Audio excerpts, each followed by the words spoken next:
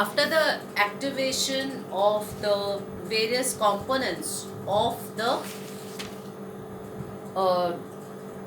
components of the translation, that is the activation of the amino acids, the ribosomes and the tRNA, now the entire system is ready for the process of decoding.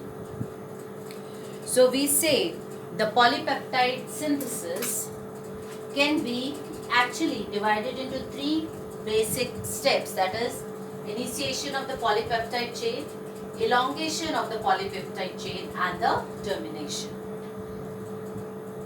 Now the mRNA has already binded with the ribosome, we have seen in the previous video. Now over here, just try and understand that the code which is the initiation code that starts or triggers off the synthesis actually is AUG. AUG serves as a double purpose. It helps in it codes for methionine, and also it is a initiator codon. So AUG, initiation codon, is present in the smaller subunit. The methionine tRNA, that is the tRNA met over here, which is an activated tRNA, has UAC. It's complementary to AUG. So the complementary UAC is present on the anticodon side of the tRNA, which is activated.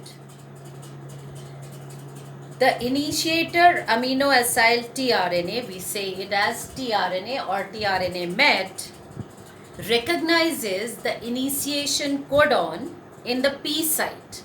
Remember, we have said that the larger subunit has P site and A site.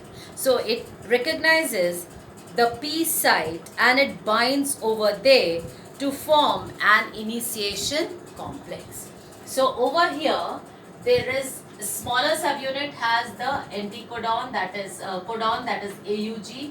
The tRNA which is activated has an anticodon site which is carrying UAC, the complementary basis, and this tRNA identifies the P site of the larger subunit and it binds over there to form an initiation complex. The second step is the elongation. Now it has attachment is there.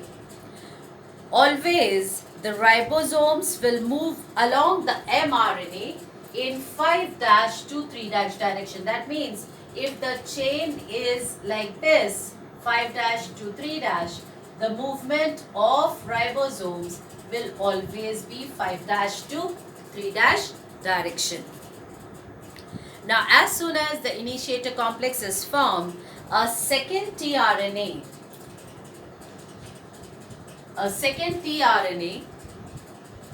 carrying appropriate amino acid reaches the second codon of mRNA, and it reaches at site A, where hydrogen bond formation takes place between the codon of mRNA and the anticodon of tRNA.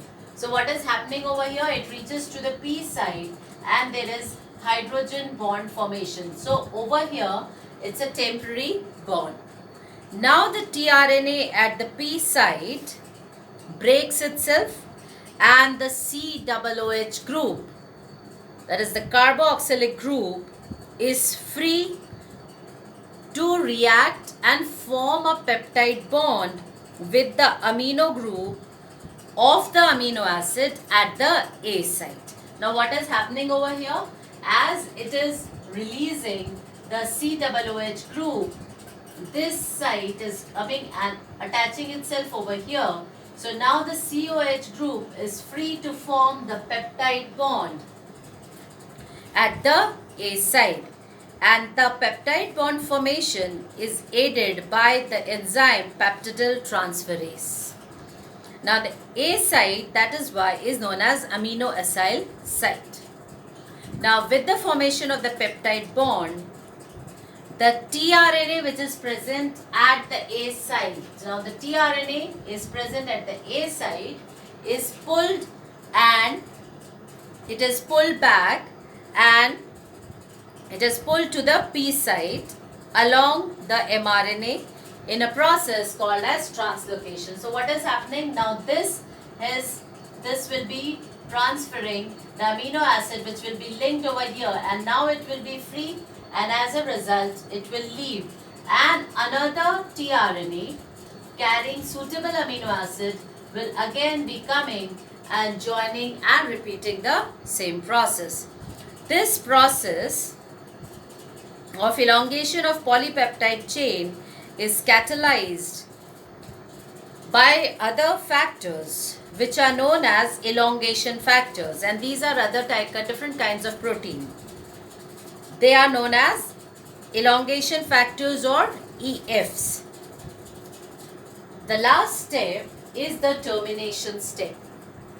Now the process of elongation continues, that is the decoding, the ribosome will continue to move as it decodes, and the tRNA will be bringing the appropriate amino acids and the free tRNA will be released. When this process is going on, as the ribosome is moving along the mRNA, when it reaches to the termination codons UAA, UAG or UGA, the process of translation stops because these codons do not code for any particular amino acid and are known as nonsense or no sense codons. Now, since no amino acids can be added when the ribosome reach these codons, the polypeptide synthesis will come to an end or it will stop. The polypeptide which is formed is released or freed from the tRNA by the help of releasing factors. We call them as RFs. There are several relieving factors, and these releasing factors help in releasing the newly polypeptide chain from the tRNA. Once the initial part of the mRNA is translated, it is free for another round of translation. The process can be repeated several times. Now, when we say the translation unit, what is meant by translation unit? The translation unit is actually present in mRNA, and it is that sequence of mRNA which has the initiation codon AUG at the 5' end and the termination code at the 3' end. You can make it, you can very well understand from here.